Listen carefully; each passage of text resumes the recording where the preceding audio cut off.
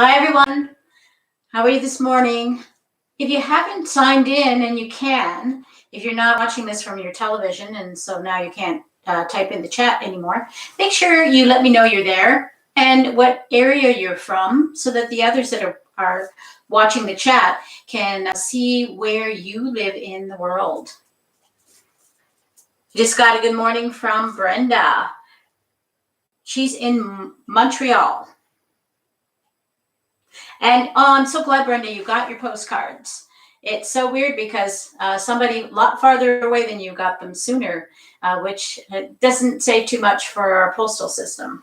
But anyway, I'm glad you got them and you like them. I sent a bonus one in there too. Hi, Susan. How are you doing? She is in Houston. Susan lives in Houston. And Christine from Alexandria, Virginia. Connie is here from cold and windy Connecticut. Yes, we're kind of the same. We started off with a beautiful sunny morning, but it was extremely cold. It was around 0 Fahrenheit and or around minus 20 degrees Celsius. And now it's kind of clouding up. And that's kind of a good thing because in the winter here, if it's sunny, it's cold. If it's cloudy, it gets better. Hi, Joyce in Florida. Hi, Joyce. I'm so glad you are all, I see the same names every week, and I'm so glad that you are being consistent with your yoga practice. It's so important to your progress. If we practice yoga randomly, we don't really get the same benefit as we get if we do it at least once a week. More often is better. But if you're doing this twice a week with me and maybe a little bit at home with the videos, good for you because you're going to see progress really fast. Good morning, Suzanne in Toronto. Suzanne's a personal friend of mine. I've known her since we were in grade 7. Long time. Hi, Sandy in Duluth. In Minnesota must be pretty cold too today, is it? I think you guys get about the same weather as we get. And Millie from Winnipeg is here. We got a good crowd building up. I've got my tea, and yes, you have permission to have tea at your yoga practice. Some kind of fluid. If you don't have tea, if you would prefer to have coffee, I'm not so excited about coffee. Coffee's a little bit too much caffeine in it for yoga practice. You might get a bit, antsy, but definitely you should have at least a glass of water, something like that, just so that you're staying hydrated. It's very important.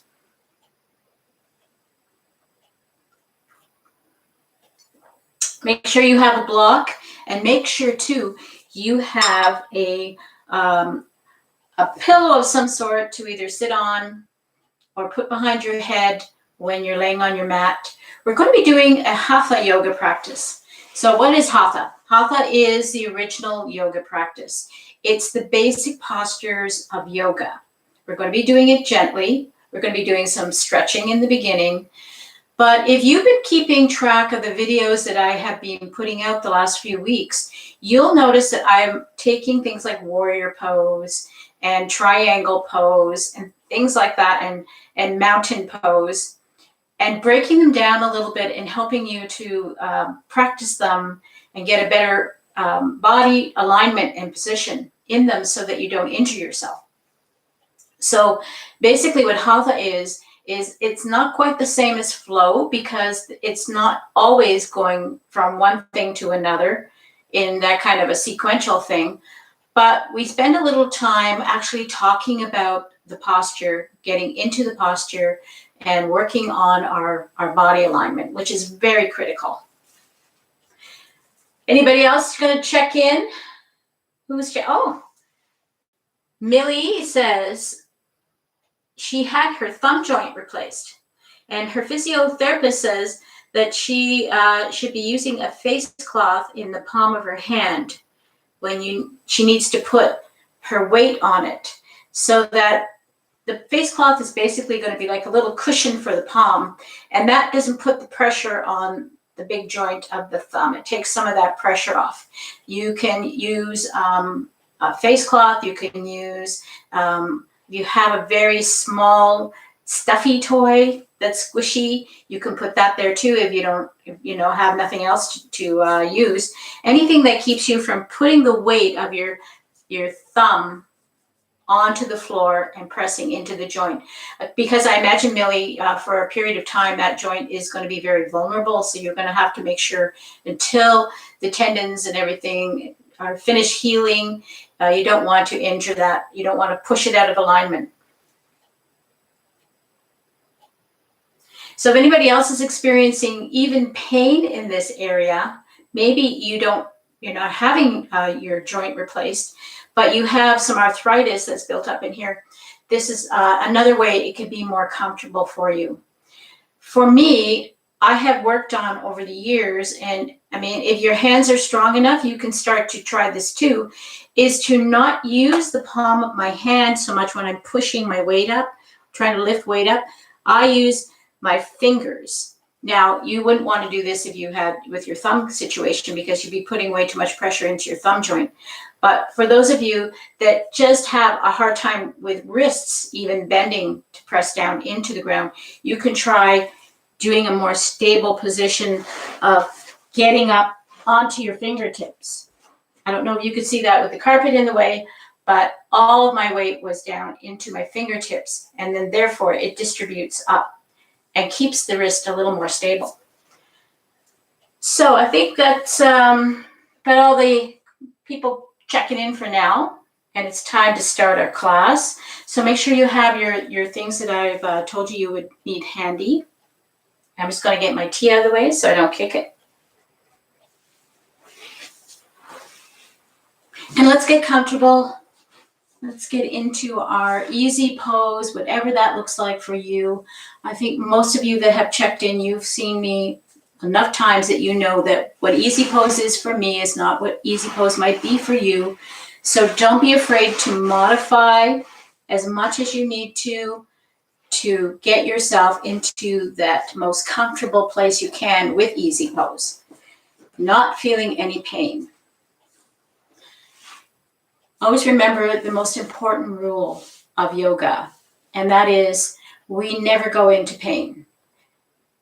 And you'll know what pain is. Pain is not achy, stretchy. That's something we do want to feel.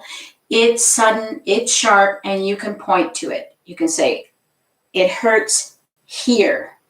Not that dull ache you feel when your muscles are expanding and your tendons are pulling and stretching out. It's very sharp, it's very sudden, and it'll even make you go, that's pain. And we don't ever go to that. So don't put yourself in a position where you are experiencing pain and you're trying to tolerate it. Adjust your body so that you get to the achy stretch, but no pain. So let's sit for a moment. Close your eyes or let them just become soft. And let's put our hand over our heart for a moment, and the other hand we're going to place on our belly. And for just a few breaths, we're just going to sit here and just calm our mind down.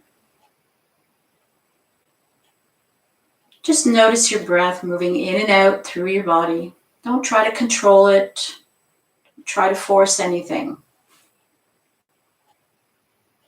And see if you can bring your awareness to your hand that's over your heart and feel the vibration of your heartbeat.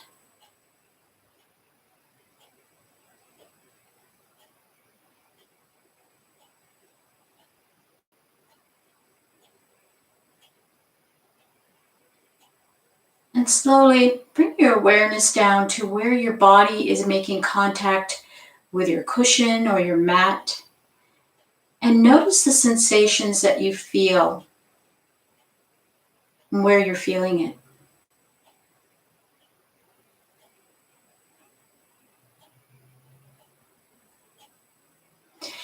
And bring your awareness to the clothing that you're wearing and how it feels against your skin. Does it feel rough? Does it feel soft? Do you feel tight areas and loose areas? Is it warming up your skin?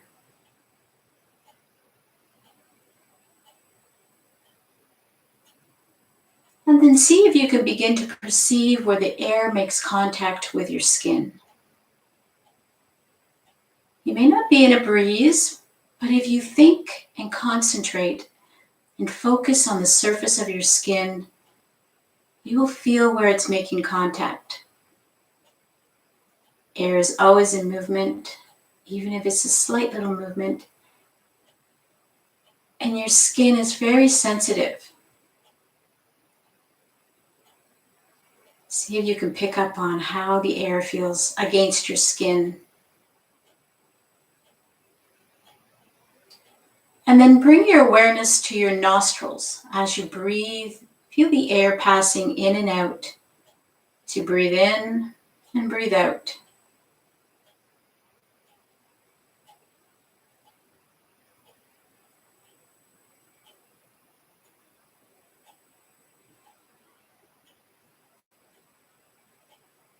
We'll begin to control the breath a little more now. So we're going to inhale and exhale through the nose. When we inhale, we're going to push our belly out, inhaling deep into the bottom of our lungs. Inhale. And on our exhale, we're going to push the belly button back and up, pushing all the air out. Let's breathe a few more breaths here. Go at your own speed. Inhale. And exhale.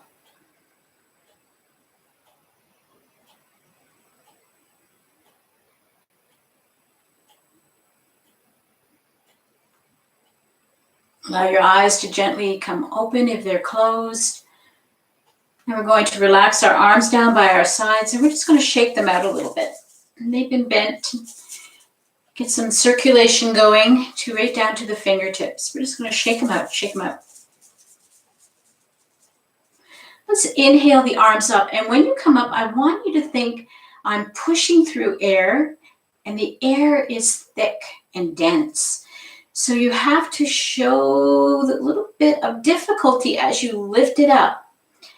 It's like going through water or sand as you come up, slowing yourself down, and reach as high as you can. If this is it today, that's it today. Try to reach up as high as you can, bringing your fingertips toward each other, but not clenching up your shoulders to your ears. Let's just try to bring the arms up as close as they can get to each other without lifting up your shoulders. So let your shoulders stay relaxed. Touch your fingertips together if you can.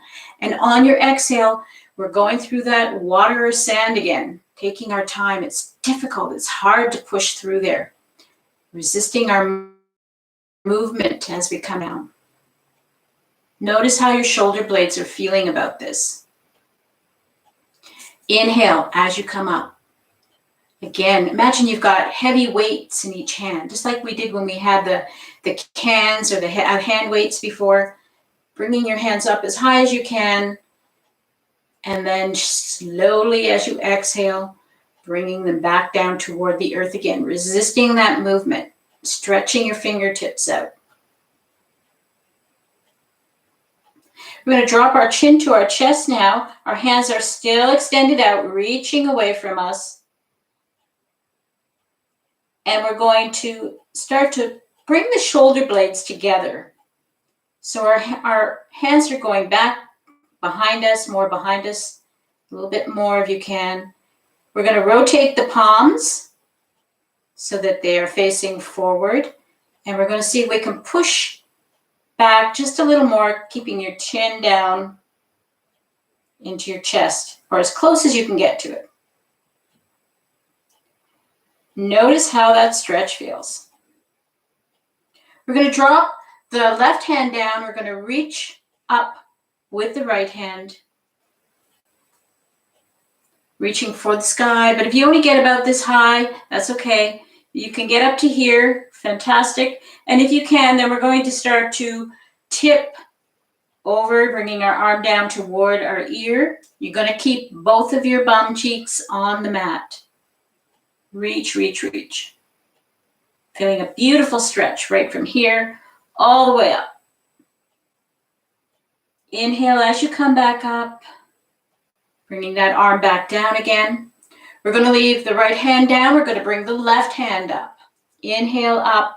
And remember, we're sort of trying to resist our movement as we come up. Trying to make it a little harder to do this. Get as high as you can, and if you can get up to your ear, we're going to start to tip over.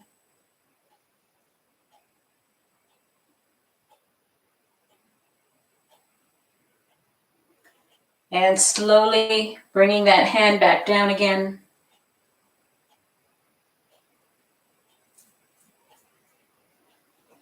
We're going to inhale the right hand up, and we're going to try to reach for our opposite ear.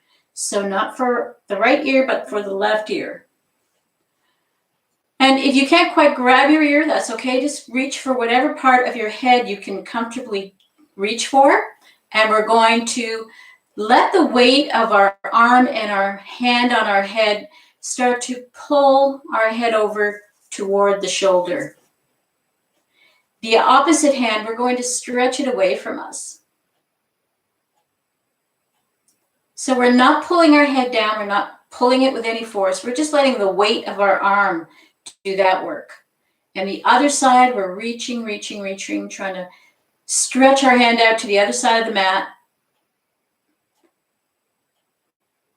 And then we're going to just adjust the way this arm is. We're going to bring the hand more toward the back of the head so their elbow is more in front of your face. We're going to take this hand and we're going to move it behind us. As far as you can push the other hand behind you till you feel the stretch.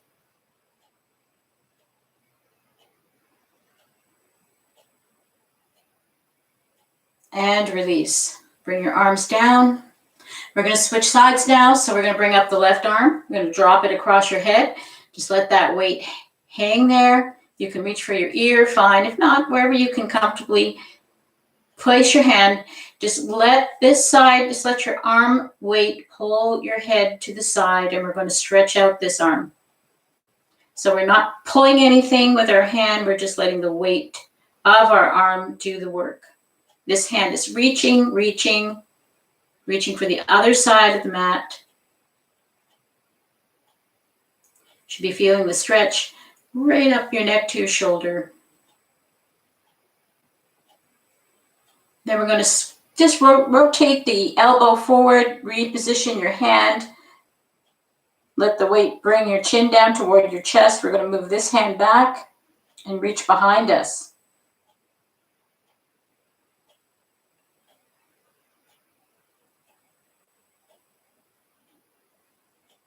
And gently let everything release, coming back into our original position. I want you to switch your legs now. So whatever leg you had behind, it's going to come in the front. Whatever leg was in the front, we're going to bring it back just to give your circulation a break and to give your hips a different position. Now we're going to place both of our hands, lace your fingers, and place it just on the back of your head, not onto your neck, not on the top of your head. Just lace them and place them on the back of your head, and we're going to bring the elbows forward. And just like before, we're only going to be letting the weight of our arms pull our chin to our chest. We're not actually physically pulling anything. So take an inhale, and on the exhale, just let the weight start to bring your chin down toward your chest. Should be feeling the stretch right up the back of your neck.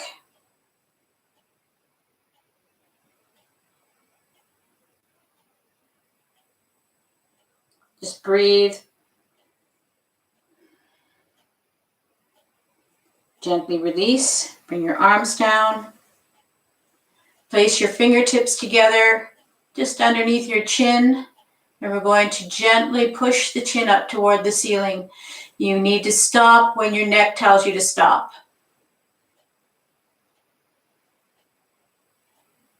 Stretching the front of the neck here.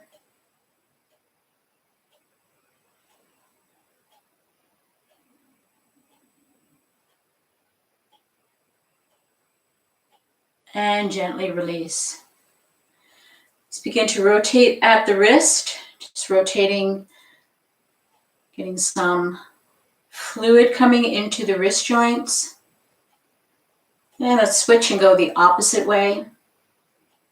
And try not to go too fast when you're doing this. I don't want to see any whirly birds happening. Just nice and gentle. Nice gentle movements. And let's move up to our elbows. Just getting our elbows moving. And go the other way.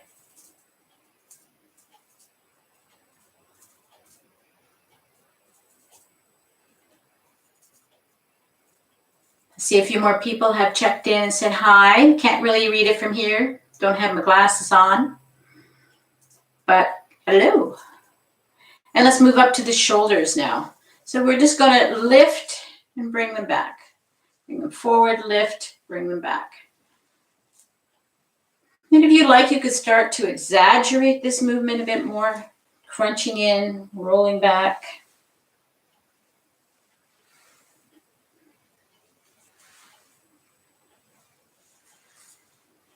And stop, and let's go the opposite direction now. You're going to hear creaking and cracking as we do some of these things. That's good.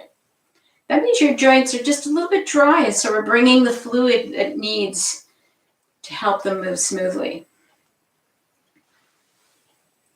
And we're going to stop, and now we're going to just go around the hip joint in a nice big circle.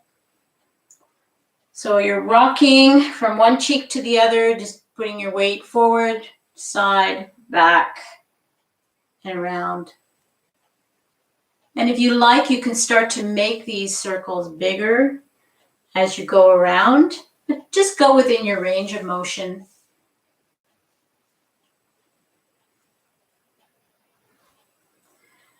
One more time. We're going to go all the way around. And now we're going to switch direction and go the opposite direction.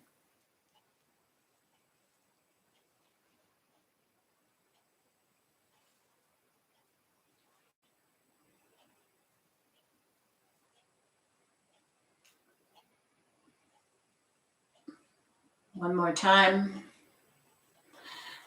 And now we're going to switch to our feet and our ankles. So let's just extend out our right foot. This leg, you can either have it still folded in if you like this, or you can have it planted down. We're going to flex the ankle, flex, lift, flex, lift. Just getting a little movement going in your foot. Point your toe up, point your toe out. And now we're going to draw a circle with our toe, starting in whatever direction felt natural. Trying to get those circles bigger. So you may have to slow down in order to get just a little bit further around. Try to make sure, and I just did what we shouldn't be doing. I just tried to use my knee and my hip to make the circle bigger. Let's try to isolate it right in that joint. We're going to stop and go the opposite way now. So it requires just a little bit of focus, trying to focus on that joint alone. Doesn't mean the rest of your leg won't move. Just means don't use the leg to do the movement. And stop. Get this leg in a position where you will feel balanced. We're going to grab under our thigh and lift up our leg. If you're sitting in a chair, this is the easier thing, but if you're on your mat, you might need to make sure you're balanced so you don't roll over or fall. And we're just going to begin to do the same thing using the knee joint. And make sure you're moving very gently in your knee joint. Knee joints, we take them for granted. That's why they end up being painful when we get older, because they only have a certain range of motion. And we sometimes expect them to do more than what they're capable of doing. So we need to be very, very careful when we move our knee around in a circle like this. Make sure you're only moving comfortably within your range of motion. Stop. Let's go the other way. And I can hear, I don't know if you're having the same thing, but I can hear it sounding like somebody's popping bubble wrap in there. A creaky knee. And stop. We're going to come up to the hip joint. So if you're sitting on a cushion, you might want to just move off the cushion so that you don't fall and roll off your cushion. This leg can do whatever you need it to do in order to feel grounded. We're going to lift up our leg. Now I want you to grab your foot if you can, and you're going to try to bring your knee close toward your chest. So if you're having a lot of difficulty with this, see where you can go to. If you can only get like this, that's okay. See how close you can pull. If that becomes really impossible, just work on pulling that knee toward your chest. If you really feel like what I'm going to ask you to do next is just not going to happen, then just work at bringing the knee up toward the chest, not by bending the knee as much as bending at your hip. So pulling it up like this. The rest of you that can do it, we're going to grab our foot. We're going to support this part of our leg with our forearm. We're going to make sure now as we bring the foot toward the chest that we are not torquing on our knee joint. That's why we've got it stabilized here. And we're pulling the whole leg toward the chest. So the hip is what's doing the work. You can push your foot out a little bit towards center, making your knee bend and come past your body. That's great. If you can't, if you're only here and your hip won't open up more, just work on getting closer and getting closer. Make sure you're not trying to bring your foot toward, your chest at the expense of twisting at your knee. That's all I'm going to ask of you. Please do not let your knee do any of this work. Make your hip do it. So let's bring this closer. For me, I can rotate my hip joint. I'm not rotating my knee. I'm rotating my hip joint to get my leg right against my chest. And we're just going to rock. And rock this baby. You can rock it this way. You can rock it this way. You're going to feel the pressure in your big glute, the gluteus maximus. You can roll a little bit onto that bone. This will either feel wonderful or it'll feel awful. But eventually it'll feel wonderful. And we're just going to rock it a little bit more and relax that leg out. You can shake it out. So we're going to switch legs now. So we're going to be point your toe, lift it up. Just a nice small little movement here, just pulling the toe toward you and then pointing the toe away from you.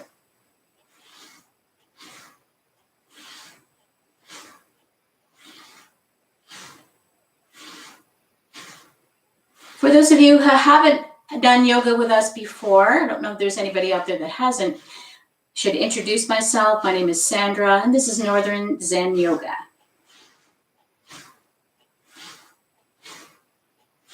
And we're not going to now go in that circle. So let's just very, very slowly draw a circle using our ankle as much as possible. Try not to get your leg involved in it. Try to focus on just letting the ankle move.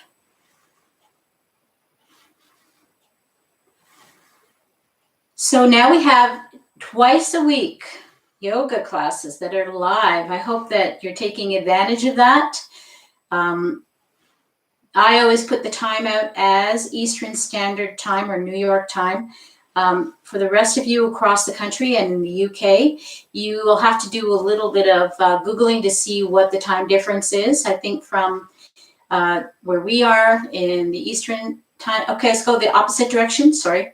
Switch directions. Eastern time zone to the West Coast is about 3 hours. So you would be having, if we had a class at 1:30, yours would be at 10:30. It would be about, I think, 5 hours later in the UK. I think it's 5 hours. Some parts of the UK it's more, I think, but. And let's come to a stop. It's going to move down to our knee.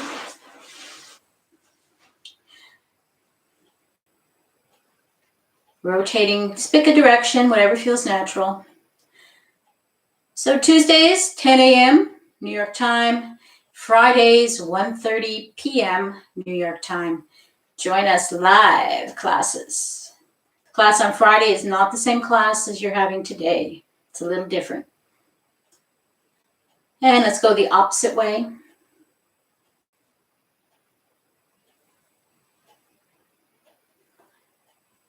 This knee doesn't make noise. The other one did though. And relax. And we're going to bring up that leg. So just like the other side, we're going to be very mindful about not turning our knee in any direction. It's from the hip. We're bringing the leg up from the hip. So if you can reach your foot and pull your knee toward your chest, that's fantastic. If you can't, you're going to be working on lifting up the leg and pulling the knee toward the chest. Get your other arm underneath, grab your shin, support your knee joint, got hold of your foot, and from the hip, we're going to start to bring the leg closer to the chest. So I'm not turning my knee, I'm not pulling my foot in at sacrifice of my knee, I'm bringing it in from my hip.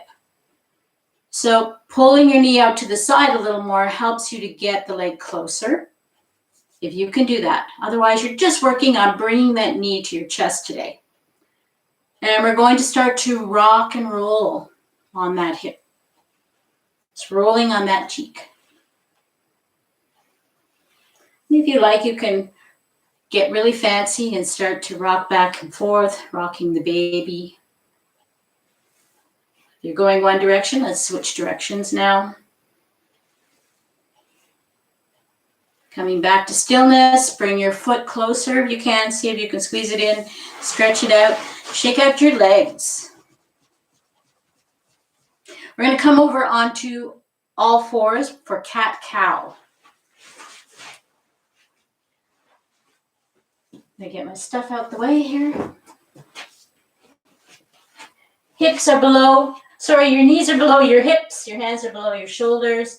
And you should have at least a fist width distance between your knees in cat-cow. So what you need to remember is as you breathe in, you're going to drop your belly, look up as much as you can.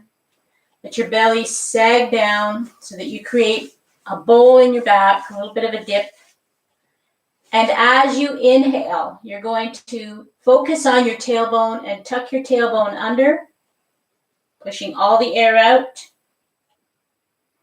Inhale, lift your head, drop your belly, lift your tailbone up to the sky. Exhale, tuck your tailbone, drop your head, push all the air out. Inhale to cow, exhale to cat. Inhale to cow, exhale to cat. One more time. Inhale to cow, exhale to cat. We're going to come back up onto our knees. For those of you that have really tight knees, really sore knees, make sure you have your blanket or a cushion under your knees to help you. We're going to be here for just a few moments, but it could be not very comfortable for you. So we're going to come into what's called modified camel pose. We're going to do our best to see if we can tip our hands up under our rib cage. Fingertips up, palms down. If this is not possible, then the alternative is palms up, fingertips down. If you've got really tight wrists, fingertips up might start to become too uncomfortable. So do your best. I'm going to flip it around just so that you can see this position because probably most of you will be here. You're going to be spreading your fingers out so that you have a really nice firm grip on your low back. We're going to inhale, lift up your rib cage. We're going to pull our elbows toward each other. Lifting up your chest toward the ceiling, let your head relax back.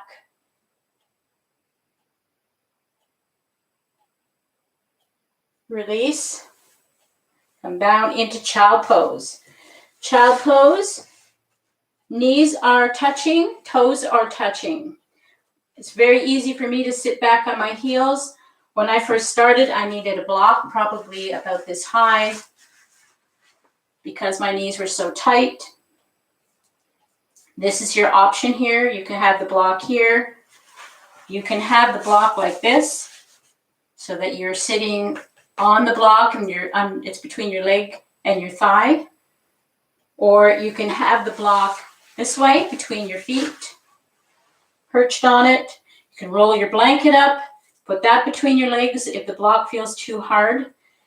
The goal now is wherever you are at in this position, or if you're like myself and you're able to bend your knees enough to come into the proper position of child pose, we're going to bring our head down toward the floor without lifting our bottom up. So if you're able to come to here, but as you start to come down, your bottom starts to come up with you, you need to start to look at using your block for this purpose.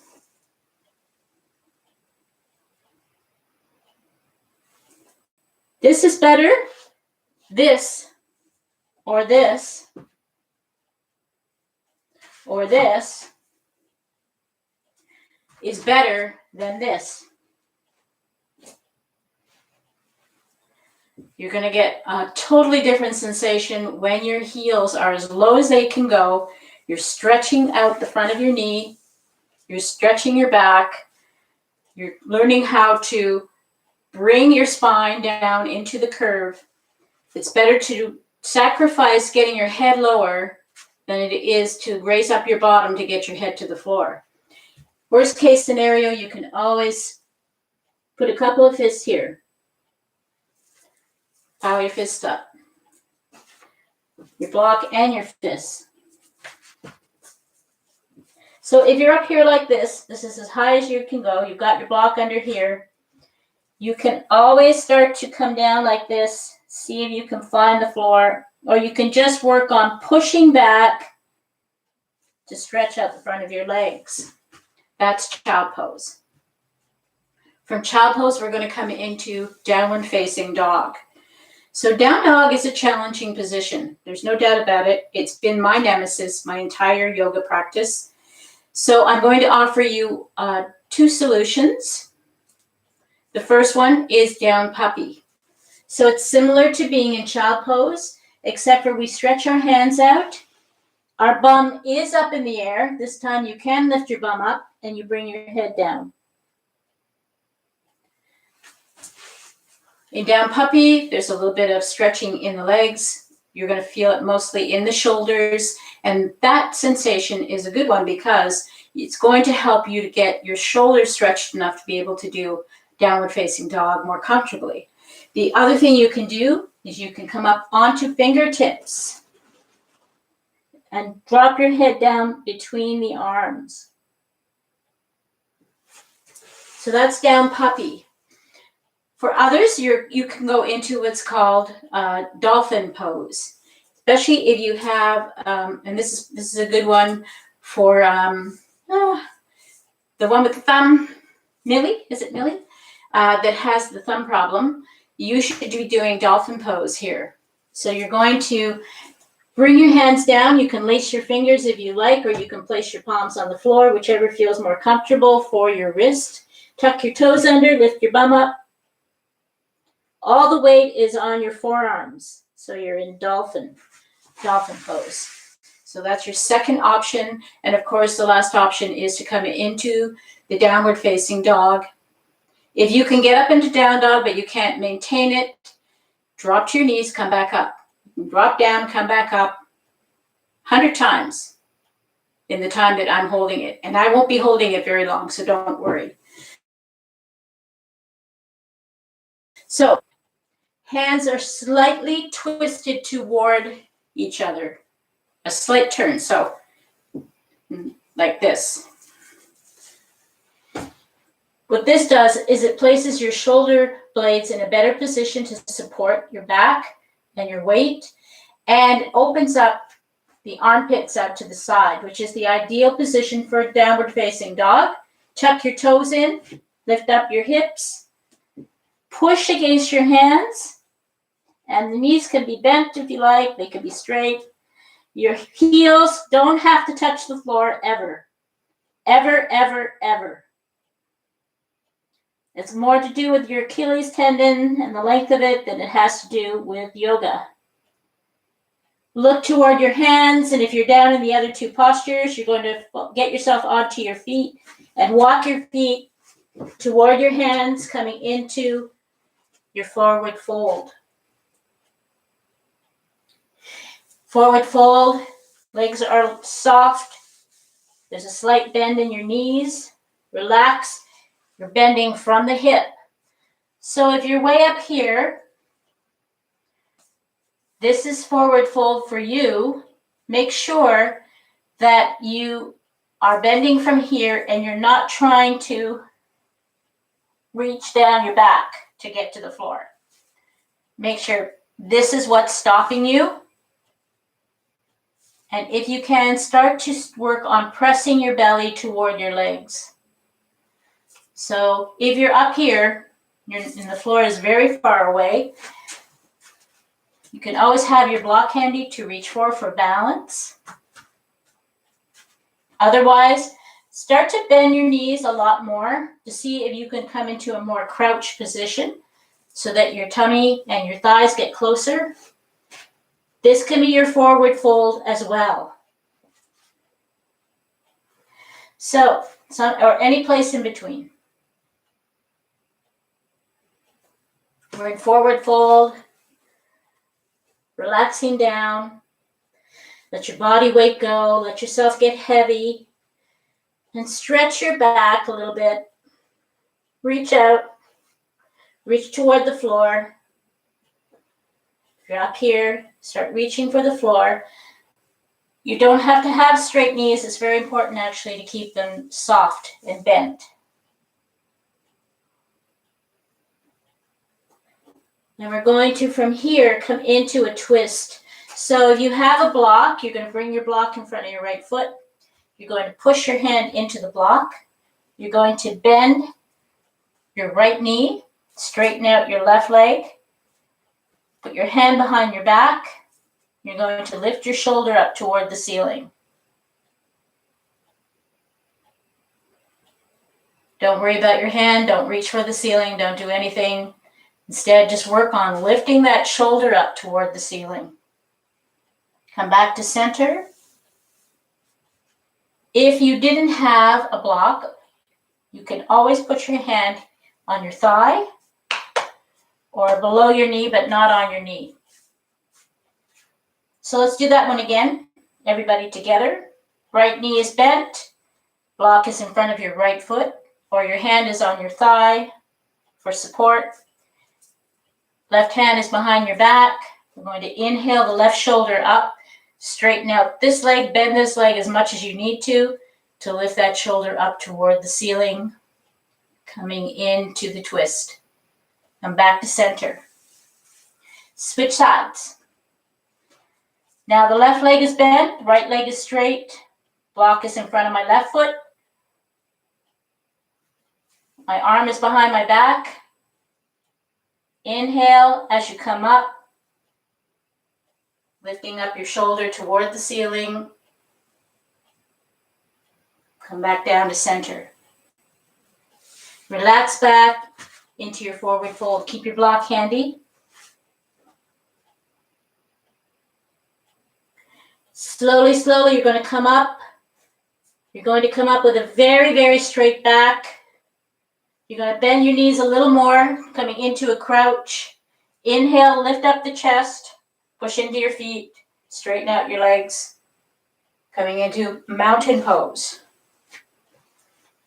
Mountain pose, feet are slightly apart, just under your hips, shoulders are coming back, opening up your chest. Tighten up all your muscles in your bum, your legs.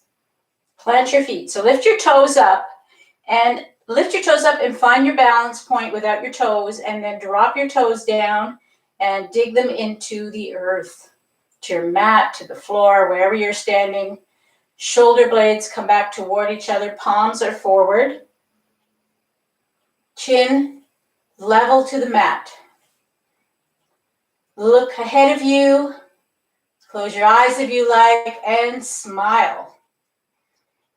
Take a few breaths here.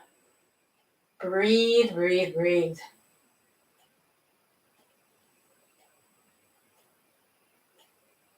Beautiful mountain pose.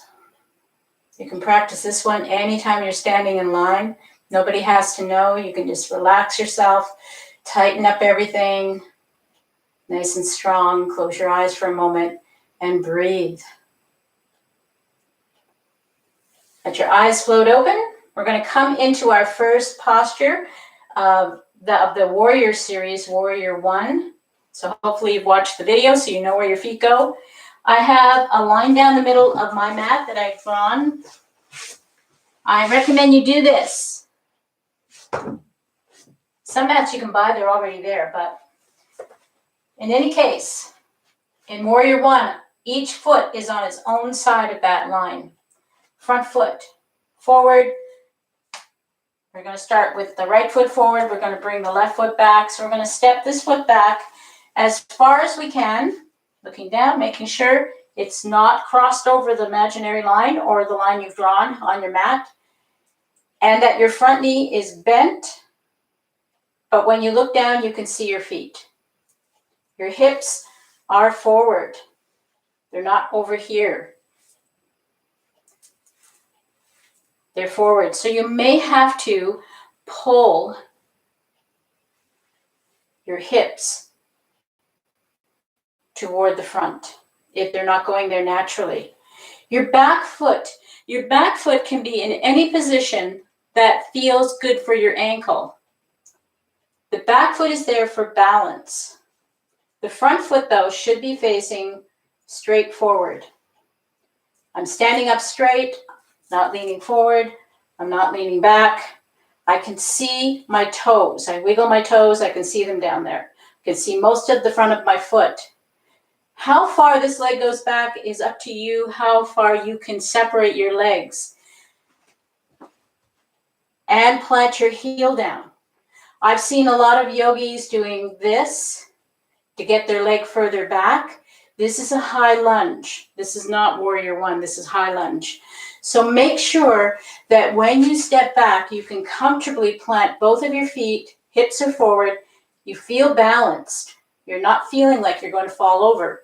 If you feel like you're going to fall over, separate your feet wider apart. Put this leg a little further out. Move this leg a little further over. Get your stance a little bit wider. That is more important to feel balanced than it is to look great for a photo shot. So once you've found your balance place, you'll know it. You'll feel very comfortable here. It won't feel pretty. It won't feel great, but it'll feel like you can do it. Then you're going to inhale your arms up as high as you can toward the ceiling. If you can't inhale your arms up, just reach up in palms together position or hands rotated like this, and just lift up your elbows as high as you can. Inhaling, remember we're not scrunching our arms up to our ears. We've got shoulders dropped down. We're just reaching for the ceiling. And we're going to inhale and straighten that front leg. Exhale. Let's come into a forward fold. Bringing our belly down toward our chest. So here we can grab our shin bone if our block has disappeared. But if you've got your block handy, you're going to bring your block right beside your calf. Right here. Knees here, foot's there, calf is right about the middle. We're going to press into the block. We're going to do that arm behind the back again. We're going to inhale, and we're going to lift up the shoulder as high as we can lift it. And then we're going to slowly come back down. You can leave your block close by you, but you can get out of the way. We're going to inhale, bend your knee as you come up. Lift up your chest. Inhale up. This time we're going to come down. We're going to keep the knee bent. We're going to come into humble warrior. So exhale, bringing your chest down. Bring your arms back and behind you. Bring them back as far as you can. If you can join your hands together, fantastic. If not, just bring them where you can. And if you can get them together, see if you can lift them up toward the ceiling. Inhale slowly. Use the lift of your arms. Go with the energy through your arms to lift you up. Coming back up. Warrior one. Take a step forward. You might want to shake this leg out. If you get a little Charlie horse there, just rub it, shake it, do whatever you need to do. And I need a Kleenex. Oh, where'd my Kleenex go? Oh well. Okay, we're going to do the other side. So this time the left foot is forward. Right foot is back. Checking to make sure I'm in a nice balanced position. My feet are on either side of the imaginary line. I'm feeling comfortable. I'm upright. I can look down. I can see my toes down here when I look down. Inhale. Let's bring the arms up high as we can here. Keeping our shoulders relaxed. Inhale, straighten the front leg. Exhale, forward fold. With your block handy, or placing your hand on your shin bone, grabbing around your shin bone. Block goes right by your calf, pressing your fingertips or your knuckles into your block. Arm goes behind your back. We're going to inhale that shoulder up to the ceiling.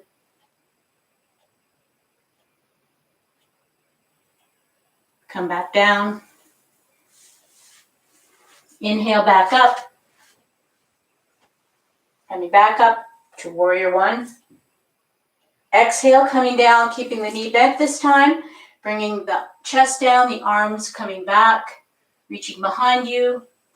Reaching for the other hand. Keep bringing yourself down and bringing your arms up toward the ceiling. Humble warrior. Inhale slowly. Use these arms to help lift you up. Coming up all the way. And take a step forward. Mountain pose.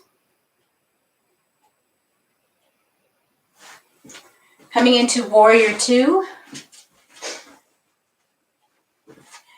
We begin the same. We have the right foot forward. And we have the left foot coming back. But this time the imaginary line, we're going to line our heels up. So each heel is on the line. How far you spread your legs apart is up to you and how far you can balance it. Big step back though. Find the imaginary line, place your heels on it. Toes forward in the front. This foot is on an angle. I'm not parallel to the back of my mat. We don't teach that anymore. Anybody who is teaching that is not up to date in their studies. So just adjust yourself. Anyway, don't do what they tell you to do. Do what I'm showing you to do, where your foot is on a slight angle. Your heel is more back than your toes are. This protects your SI joint and your L5 vertebrae. The front knee is going to want to cave in, so you're going to want to think about focusing on pushing it toward your baby toe. Your hips are open up. They're facing outward. They're not facing forward. Your arms, you're just going to lift your arms up to whatever feels good. I have a hard time with this shoulder, so I can never get this arm up as high as the other one can go. And we're going to reach. Reaching for this wall, reaching for that wall. Looking down our middle finger. I glance down, I can see my toes. I know my knee is safe. If you can't see your toes, scoot your foot forward till you can see it from this position. And breathe. Warrior two, Virabhadrasana 2. We're going to drop the back hand down. We're going to rotate the front palm up. We're going to lift up that arm as high as we can toward the ceiling. We're going to reach down our leg with the other hand, grabbing our thigh muscle. And then we're going to see if we can bring back a little tip here. Just a little bit of a tip, looking up toward the ceiling. Exhale. As you come down, bring your elbow down. Rest your forearm onto your thigh. Lift your shoulder up to the ceiling. If you can do this comfortably, if you can lift that shoulder up and rotate it up to the ceiling, then you can try to reach over your head so that your arm is just above your ear, reaching for the other side of the room. If you're down like this still, just work on lifting this up first. Inhale, coming back up, warrior two. Now we're going to do the triangle pose, which I did a video on. Hopefully you've seen it. Inhale, straighten your front leg. Exhale, push this hip back, reach, reach, reach, reach, reach. As you push this hip back, you're reaching forward. Now we're going to tip. Now bring your hand down to just below your knee or just above your knee, or if you have your block handy, same position, your block is right by your calf muscle. You're going to drop your fingertips down to your block or your knuckles.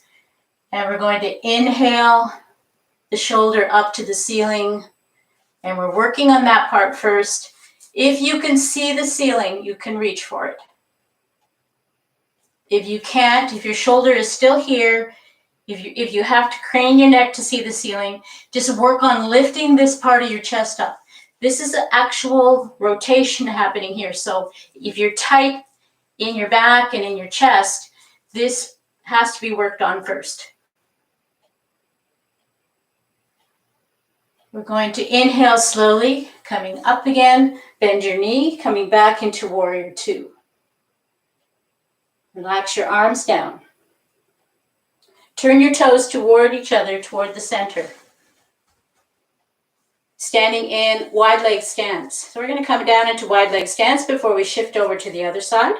So you might want to have your block handy to reach for. We're going to inhale the arms up.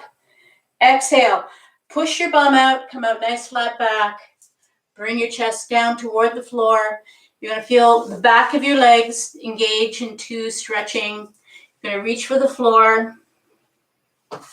Reach for your block. If you can't get down too far, that's okay.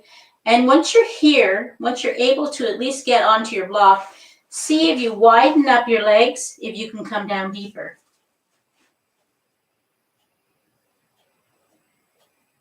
Breathe, breathe, breathe.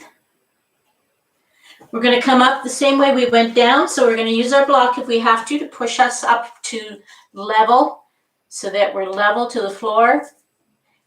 And you can put your hands up. You can put your hands on your hips. You can put your hands on your thighs to push you.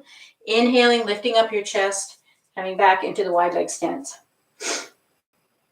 Now I'm going to just turn my feet. So all I'm going to do here is rotate my feet so that the left foot now is facing forward on the line. And my back heel is now angled out. My knee is bent. I'm in the warrior two stance now. Just going to move this over a bit. Warrior two. If I glance down, I can see my toes. Reaching out with both arms. Looking over my middle finger. Inhale. On your exhale, drop your back hand down, rotate your palm up, lift that arm up toward the ceiling first. And then we're going to tip back, have a look at it. Inhale. On your exhale, bring your forearm down toward your thigh. Rest it here. Inhale, lift up your shoulder. You can put your arm behind your back to work on that. If you can look up comfortably to the ceiling, you can reach for it. And then you can reach right overhead, reaching for the other side of the room. Inhale as you come back up, warrior two. Inhale, straighten your front leg. Exhale, push this hip back. Reach forward with this arm. And then drop this hand down to your leg or to your block. Put your arm behind your back. Inhale your shoulder up to the ceiling. Have a look at the ceiling. If you can see it, you can reach for it. If you can't, then you're working on this part, this rotation. Exhale down. Inhale, coming back up. Bend your knee as you come back up, coming back up into warrior two. Fantastic. Relax your hands down, turn your toes in, wide leg stance again. One more forward fold. Take a deep inhale. On your exhale, bring your hands to your hips, bring your hands to the ceiling, whichever way feels more comfortable, coming down, flat back first. Reach for the floor, reach for your block, whatever you need.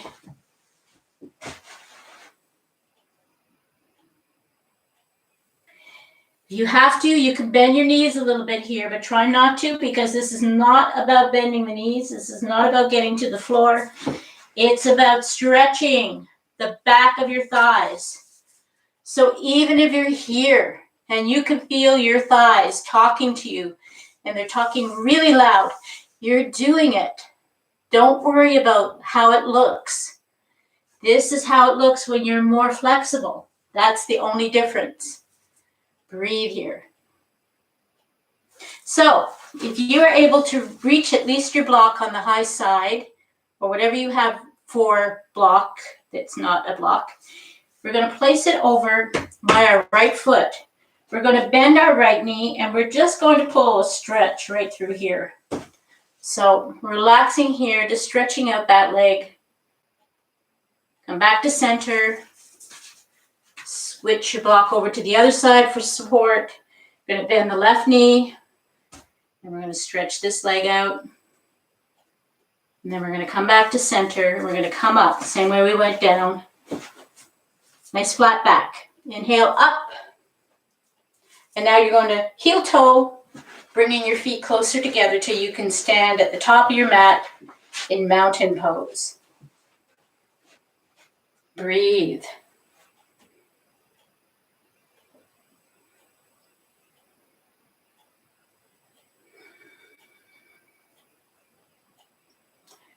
We're going to come down to the floor. But before we come down, I want you just to take that moment that we're breathing here, and I want you to feel how you're feeling.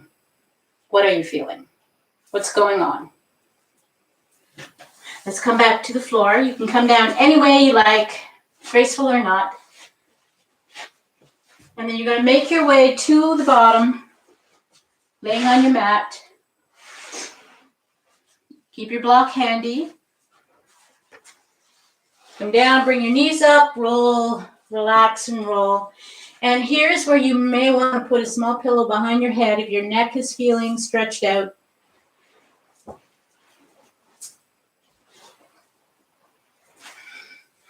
Sometimes when we've been up and we've been doing yoga, even me to this day, when I come down and lay down like this, I feel a little bit nauseous. And that's okay. It's just your body readjusting to the different direction that you're going. Depends on how much you've had to eat or not eat. So it'll pass. Just breathe through it. Take deep breaths in through your nose and then out your mouth. You can roll side to side or in circles or both. And then we're going to bring our feet down and we're going to lift up our bottom and we're going to put our block on the lowest side. We're going to slide it just under our bum. So our hips are elevated. It's not on our back. It's actually in that nice flat place right under our hips. And we're going to lift up our feet toward the ceiling. This is called modified shoulder stand. Now, shoulder stand is one of those more difficult postures that you see people do in yoga, shoulder stands and handstands. The whole purpose of them is to change the direction of your blood flow. So in this particular posture, this is all you really need. This does exactly the same for your body as standing up on your shoulders. The difference is, if you don't stand correctly on your shoulders, if you don't go up into a shoulder stand in the correct way with a spotter who's watching your alignment, you can injure your neck seriously. So this is much safer. It's much better. It's actually preferred now, but a lot of people still like to get into those fancier positions because it looks hard, and it is, but it doesn't do anything more for you than what we're doing right now. So feel comfortable with this. Relax. You might feel crippy crawlies going up and down your legs as your blood circulation changes. You can move your legs a little bit if you like, scissor them. You can point your toes, push your heels up, get your calf muscles engaged in the process. Or you can just relax here and just enjoy having your legs up off the floor. We're going to drop our feet down now, placing your feet flat on the floor. You're going to lift up your hips, get the block out of the way, gently, gently, gently come down. Bring your knees up, rock on your back, widen your feet apart, and then we're going to windshield wiper knees one side and then to the other side.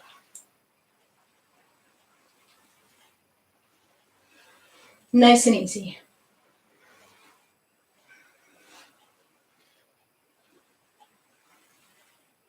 Bring your knees back up again. We're going to come into the supine twist. Drop your arms out to the side. The key to the supine twist is not where your knees are going, but where your shoulders stay.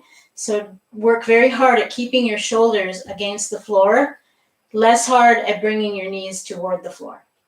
So take a deep inhale, get right up onto the flat of your back, roll over onto your hip, bring your knees down toward the floor. If it's very, very uncomfortable hanging like this with your shoulder pressed against the floor, you can always bring your block or your blanket here. But we're really focusing on keeping the shoulders touching down. I'd rather you were here than here.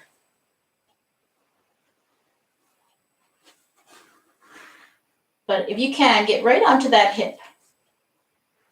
And just let your legs relax.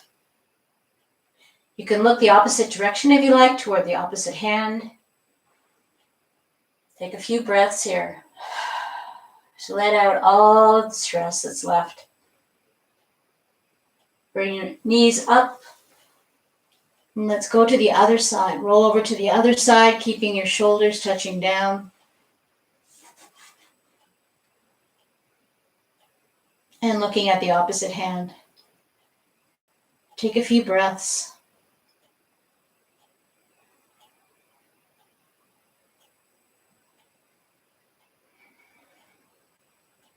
Bring your knees back up to your chest. Grab them underneath the thighs and flatten your feet to the ceiling into happy baby. If you're able to, see if you can grab your toes. Grab your big toes. If you're able to, see if you can grab the instep of your foot. And if you can't, and for today, you can just do this comfortably. That's it. You're doing it. Stretch out for Shavasana. Take up lots of space. Let your feet flop. Let your face relax. Let your jaw relax. Let your eyes close. Ready to go inward for a little while.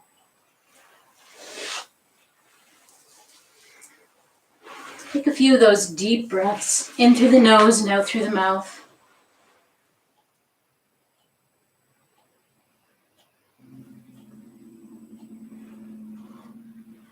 Breathing in and breathing out. Push away all your worries, push away all your thoughts about what you're going to do after you finish this.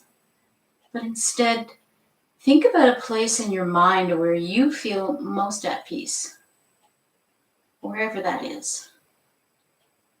And allow yourself to go and spend some time there. Just be. Allow yourself to just be.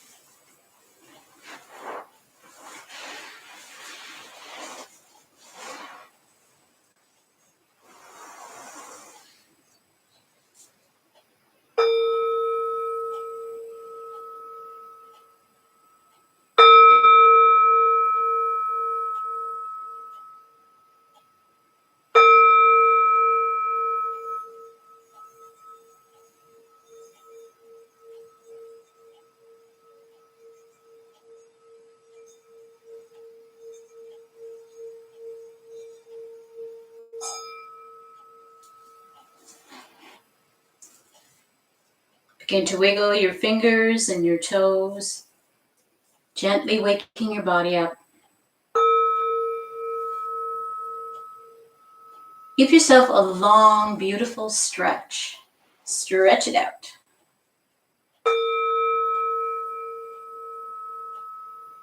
Then bring your knees up to your chest and give yourself a big hug. And take a moment to thank your body. Thank it for everything it's done for you, not just in the last hour, but in your entire lifetime.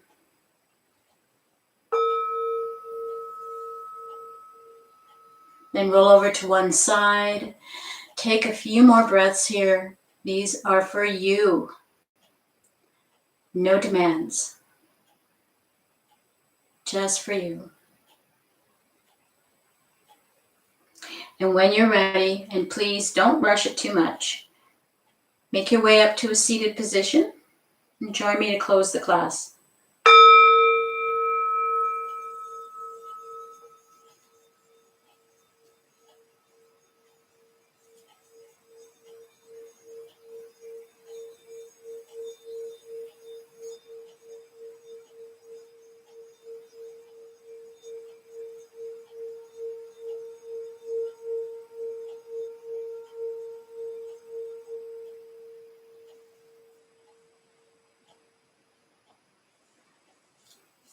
Bring our palms together, rubbing them together, creating some energy, some chi.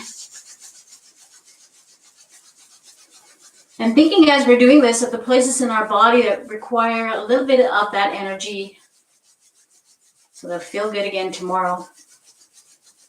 Let's close our eyes. Place your palms over your closed eyes. And when you breathe in, open them. Send in that energy right in there where you need it. On your exhale, palms to ceiling, sending the energy back out to the universe. But scoop up a little bit, bringing it back to your heart center. Namaste.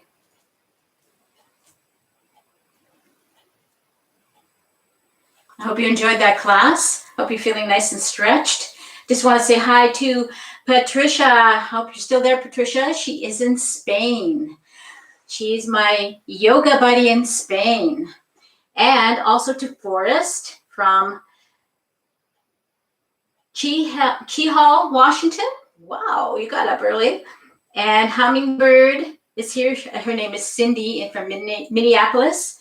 And also Blanca. Blanca is in the Canary Islands. How cool is that? And what time of day is it in the Canary Islands? I'm so glad. This is so exciting that we have mostly women, as far as I can see, unless Forrest is not a man's name. Forrest is usually a man's name, but We have women watching this yoga class with you all around the world. And I think that's just amazing. It is so amazing that our technology is allowing us to do a yoga class with women who are and men who are on the other side of the world, Canary Islands, Spain, England, different places within the UK, and Washington State on the other side of North America, as well as all of you that are in the corridor down the Eastern Standard Time and in between those places. This is so exciting. So great. Bye, Billy. Hope you're feeling better. So this is the time that I give you if you have questions about what we've done, about the videos that you've seen on my channel, about anything to do with yoga. You can type in to the chat line and I will be more than happy to answer questions for the next little while. As long as they're coming in, I sit and I answer questions. So Dottie says, both warrior poses, your legs got wobbly and I had to get out. What am I doing wrong? Two things you could be trying to do is you're trying to separate your legs too far apart. But the thing about the warrior poses is not so much about where your arms are going. It's about balance. Warrior poses are all about balance. So wobbly legs, legs that are starting to shake and jitter, that's your muscles trying to change the dynamic of your body so that it can find balance. So sometimes we need to widen up our stance sideways, if that makes sense, in Warrior One. Warrior One, we have the middle line. We need to keep each foot on each side of the middle line, but where, how close the feet are or how wide the feet are apart from each other is up to your balance place that you're at right now. You'll find that in Warrior One, you might have to have your feet wider apart when you start, and eventually you'll get closer and closer to that middle line. Warrior Two, definitely a balancing posture. Your feet are in line with each other. So the core muscles you need to be thinking about when you're in these postures is that I need to tighten up my tummy. I need to tighten up the muscles in my legs. And I apologize for not mentioning these things while we're doing it. But sometimes if I say too many things, you're really not hearing them anyway. So think about it as a balance posture. Find a way to separate, bring closer, widen up, bring closer together to find your balance. Make sure you're not leaning too far forward in your Warrior Two over your leg. Make sure you're upright and in the center. Eventually, these postures will start to become more comfortable and more doable. In the beginning, we all go through this. We all struggle with finding balance in the warrior postures. The most difficult warrior posture, and we haven't tackled that one yet, is Warrior Three. Warrior Three is a one-legged posture that is a totally balancing posture, and it's quite difficult to master. But we can do it with some modifications. So think about that when you're in these postures. This is a balance posture. Find out how you can change whatever position your body is in slightly to find better position of balance for your body. Okay. Thank you, Win in Winnipeg. I'm so glad you joined us.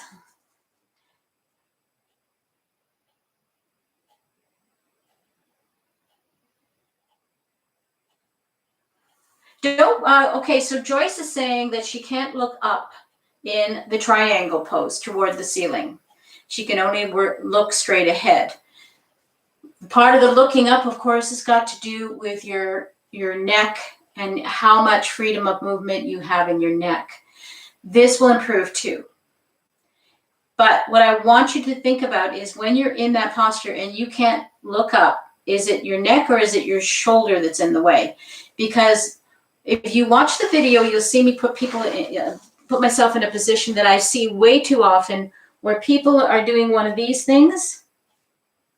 They're trying to lift up their arm behind them because their shoulder is still down here. You need to let go of this arm. You need to let go of that arm being involved in anything in the triangle pose until you can comfortably get your shoulder up. You can feel your shoulders are stacked, bottom, top shoulder are in line with each other. Then the neck movement is not a big one.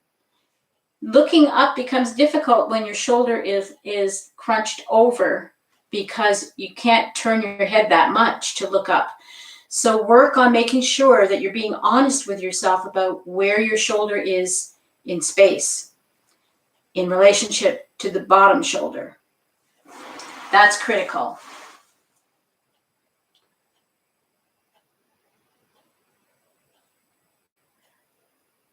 Okay, Patricia's asking a very good question. If somebody can't lie down on the floor to do even the floor exercises or Shavasana, well, what do you do with them?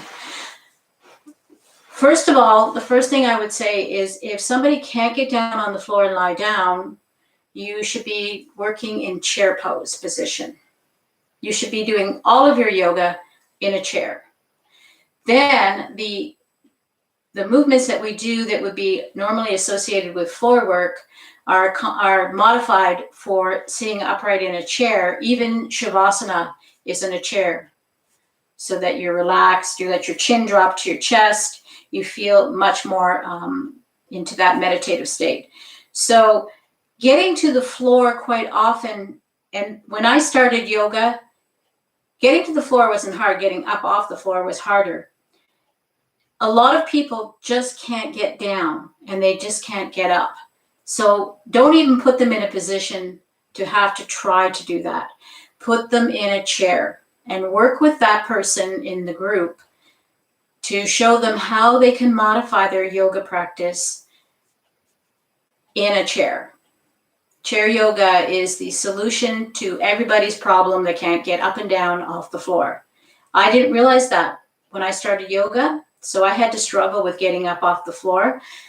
But some people, it's almost impossible because of knees, because of their tight hips, because of their age.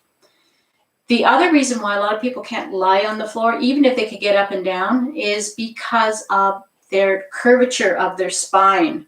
So their top of their spine is curved so that they have the head thrust. They're like this.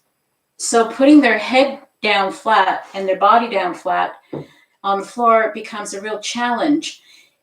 You can do a little bit of softening up of the spine by putting the knees up to the chest and rolling around a bit.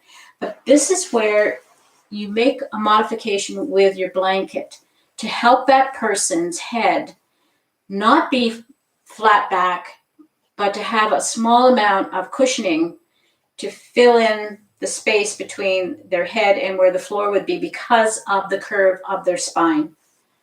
And if any of you are experiencing this problem yourself, and you can get down and you can get up from the floor, but it's not comfortable on the floor to put your head back. This is the solution. You can use a towel, you can use a small throw blanket. Don't use your block. Your block is like way too uncomfortable. And we want to encourage the neck to start to stretch out. So we want something that has a little bit of give.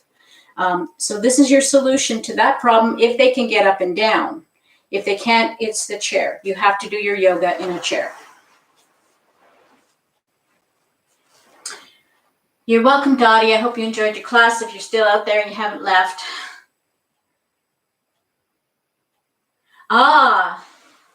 Brenda says, I'm always cold when I'm in Shavasana. And I, again, apologize. I should be telling you this, but listen to your body. If your body is cold in Shavasana, cover up. Put a blanket on. If you're in a yoga class, they sometimes have blankets or they tell you to bring your own blanket. Put the blanket over you to make you feel nice and cozy and comfortable. The last thing you want to do in your Shavasana is to be worried about how cold you are. Make your life easy. Have an extra blanket there to grab, to put over you during Shavasana. Make it comfortable, make it wonderful and warm.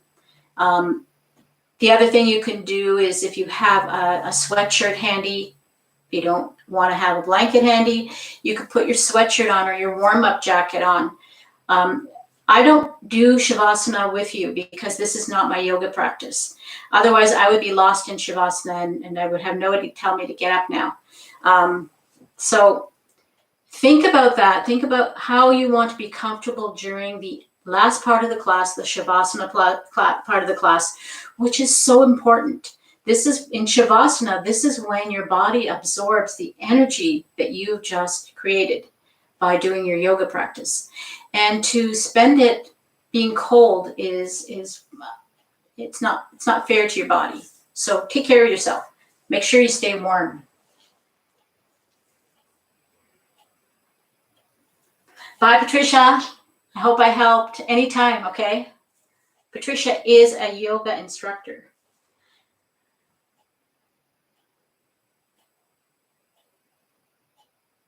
What is the warrior poses achieve?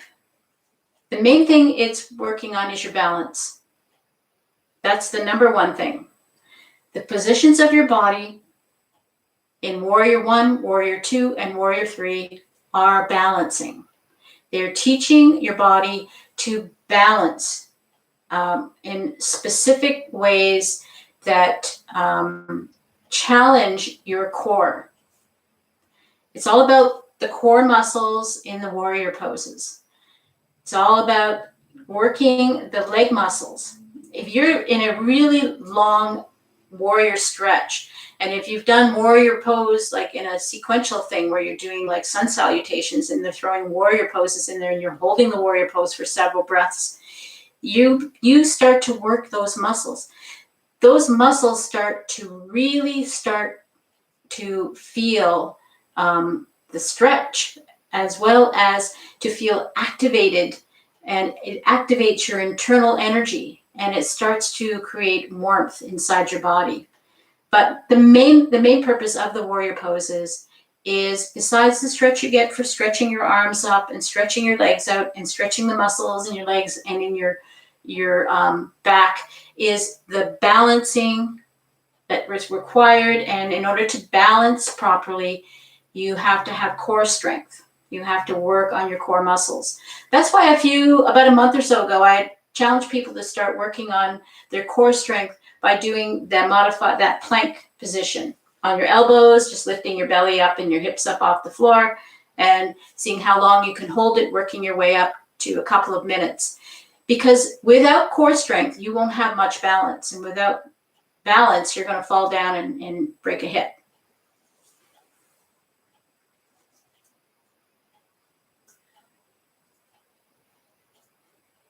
So any more questions? I think I've seen all the questions that came down.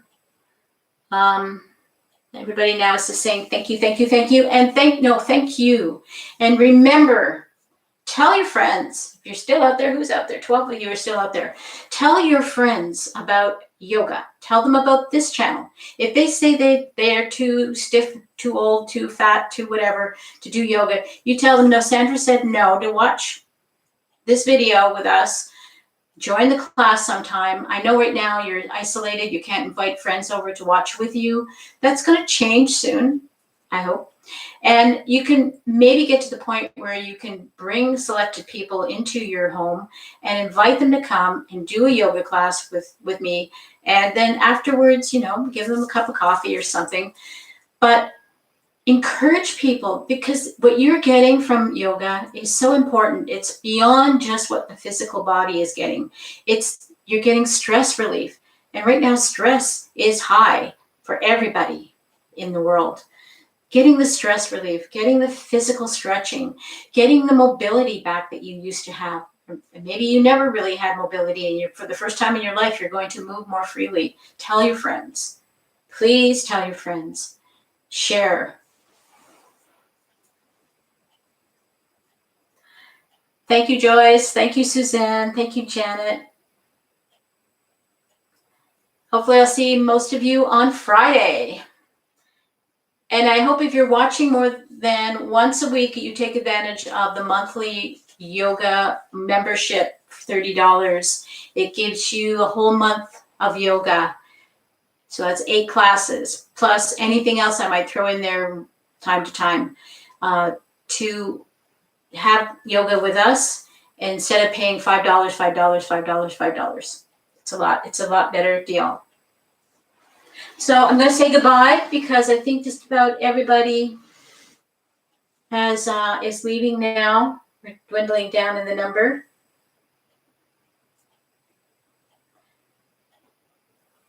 Talk to you next time. See you Friday. If you haven't seen the videos that I put out this week, check them out. That's what we did today. Bye for now, everyone. Love you. Namaste.